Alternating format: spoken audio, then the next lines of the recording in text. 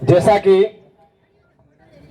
आज हम यहाँ पर मन्नारे जगदीश भाई पांडुर की जो 33वीं जन्म जयंती मनाने के लिए यहाँ पर उपस्थित हुए हैं, तो जगदीश भाई, मन्नारे जगदीश भाई और साथ में जो हमारे पुरखे विराजमान हैं, उन सभी को आभार प्रकट करते हुए आप सभी का भी मैं जोहार अभिनंदन करता हूं। और जैसा कि आज हमें जगदीश भाई को मध्य में रखते हुए बात करनी है कि किस प्रकार से जगदीश भाई ने अपने क्षेत्र में और अपने क्षेत्र से दूसरे क्षेत्रों में भी जाकर जो जन जागरण का काम किया था, उस बात को हमें किस तरीके से आगे बढ़ाना है, इस बात को हमें समझना है। तो जहां तक मैं समझता हूं, कई साथी अभी उठकर भी चले गए हैं और कई साथी अभी भी बैठे हैं, तो हमें जहां तक जो आवाज सुनाई दे रही है, आप सभी को संगठित होकर ही काम करना पड़ेगा। अगर हम तितर बितर होकर काम करने जाएंगे तो हमारा जो काम है वो सही ढंग से नहीं हो पाएगा। और इस काम को सही ढंग से करने के लिए हमें संगठित होना पड़ेगा और हमें एक दूसरे के क्षेत्र में जाकर हमारे जो आदिवासी परिवार के कार्यकर्ता काम करते हैं उनको भी मोटिवेशन देना पड़ेगा। और ऐसा ही मोटिवेशन हमारे जगदीश भाई भी देते थे। और जहां तक, क्योंकि जालौन फलासिया का जो क्षेत्र है हमारे पास में पड़ता है, तो हमारा ज्यादातर बातचीत भी होती रहती थी और हमारे इधर जो कार्यक्रम होते थे वहां पर भी हम उनको बुलाते थे और इधर जो कार्यक्रम होते थे वो हमें भी बुलाते थे। और जब ये घटना हुई, उस घटना से 2 दिन पहले हमारे यहाँ कार्यक्रम हुआ था, तो उस कार्यक्रम में जगदीश भाई भी आए थे और हमारे वहां के साथी जो थे उनके घर वहां पर खाना खाया था और रात को 8-9 बजे निकल रहे थे। तो मेरे को फोन किया, हमारा गांव बीच में ही पड़ता है, तो मैंने कहा दादा रुक जाओ और सुबह निकल जाना, रात का समय है तो आपको नहीं निकलना है, थोड़ा इलाका भी अपना ही है लेकिन रात को खतरा रहता है। तो जगदीश भाई और हम एक और साथी थे उनके साथ में बहुत देर तक बैठे।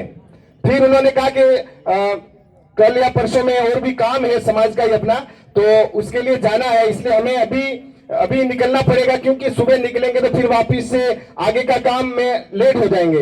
यूं करके हम बहुत देर तक बात करके फिर उनसे वो हमसे विदा हुए। तो रात को मैंने फोन लगाया 1 घंटे बाद, मैंने कहा पहुंच गए या नहीं पहुंच गए, तो उन्होंने कहा हम सुरक्षित पहुंच गए हैं। लेकिन 2 दिन के बाद ही जैसे ये जो घटना हुई तो बहुत दुख हुआ। और आज भी हमें दुख है कि हम इस प्रकार के हमारे जो कार्यकर्ता हमारे समाज में जगाने का काम करते हैं, समाज को साथ लेकर चलते हैं, समाज के हक अधिकार के लिए लड़ते हैं, ऐसे कार्यकर्ता हम खो देते हैं तो हमें बहुत बड़ा दुख होता है। जो हमारे जो कार्यकर्ता है वो हमारे आदिवासी परिवार की नींव है और ऐसी ही नींव के पत्थर आपको भी बनना है। जब तक आप इधर उधर जो इस संगठन में, इस कार्य में नहीं जुड़ोगे तो अपना जो ये कारवा, आदिवासी परिवार का कारवा, ये बहुत आगे नहीं चल सकता है, क्योंकि आप और हम सभी के साथ से ही ये आदिवासी परिवार का कारवा आगे चलेगा। तो मैं एक छोटी सी बात कहना चाहूँ, कहने के लिए बहुत सारी बातें हैं, लेकिन जो हमारी बात जो ये है कि हमें प्रत्येक गांव स्तर पर जो शिक्षा की अलग है, वो हमारे जालौन फलासिया, कोटा और हमारे जो पिलवाड़ा अबरोड का जो बेल्ट है सिरोही जिले में, इसमें जो शिक्षा का बहुत अभाव, मतलब कमी है। आज भी लोग शिक्षित नहीं है और शिक्षा के प्रति जागरूक नहीं है।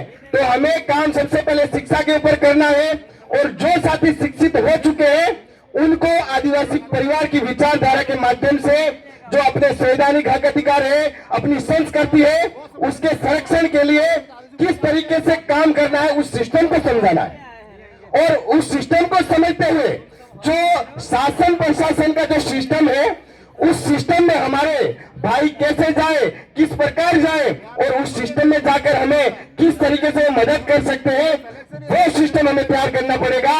और प्रत्येक गांव स्तर पर हमें ग्राम एकीकरण समिति का निर्माण करते हुए हमारे ऐसे कर्मठ कार्यकर्ताओं को तैयार करना होगा।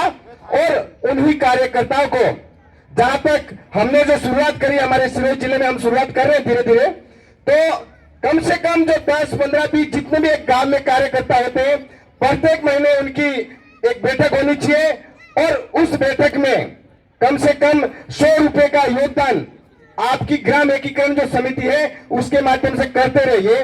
तो आने वाले 5 साल में आप जो समाज के लिए कुछ कोचिंग सेंटर खोल सकते हैं, लाइब्रेरी खोल सकते हैं, आपके समाज का भवन बना सकते हैं और उसमें आप जो भी आपके काम है वो कर सकते हैं। आने वाली पीढ़ी को बढ़िया शिक्षा देके इस शासन प्रशासन में अपने जो आने वाली पीढ़ी के जो युवा है उनको भेज सकते हैं। तो इस बात को गांठ बांध कर जाना और इसके ऊपर अमल करना। बात बहुत सारी है और भी साथी मेरे है, यहाँ पर एमएलए साहब भी है उमेश जी, तो वो भी बताएंगे। तो इसी बात के साथ मैं अपनी बात को विराम दूंगा और फिर से एक बार जगदीश भाई को जोहार नमन करता हूं। आप सभी को जोहार। जय आदिवासी, जय बिलबर्नेस, जय भारत।